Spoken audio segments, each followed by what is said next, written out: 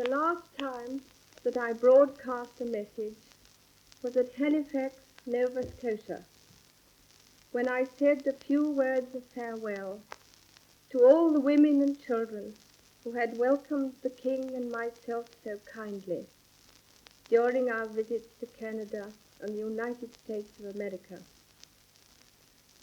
The world was then at peace, and for 7 happy weeks we had moved in an atmosphere of such goodwill and human kindliness that the very idea of strife and bloodshed seemed impossible. The recollection of it still warms my heart and gives me courage. I speak today in circumstances sadly different. For 20 years we have kept this day of remembrance as one consecrated to the memory of past and never to be forgotten sacrifice.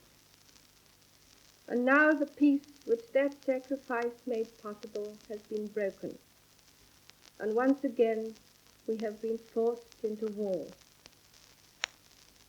I know that you would wish me to voice, in the name of the women of the British Empire, our deep and abiding sympathy with those on whom the first cruel and shattering blows have fallen, the women of Poland.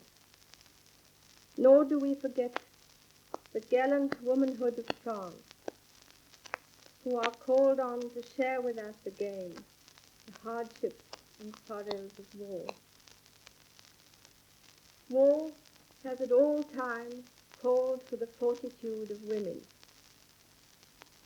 Even in other days, when it was an affair of the fighting forces only, wives and mothers at home suffered constant anxiety for their dear ones, and too often the misery of bereavement.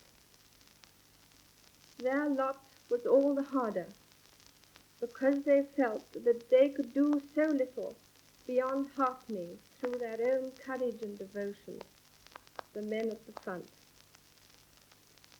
Now this is all changed, for we, no less than men, have real and vital work to do.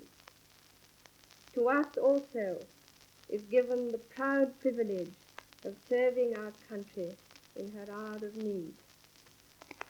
The call has come, and from my heart I thank you, the women of our great empire, for the way that you have answered it. The tasks that you have undertaken, whether at home or in distant lands, cover every field of national service, and I would like to pay my tribute to all of you who are giving such splendid and unselfish help in this time of trouble.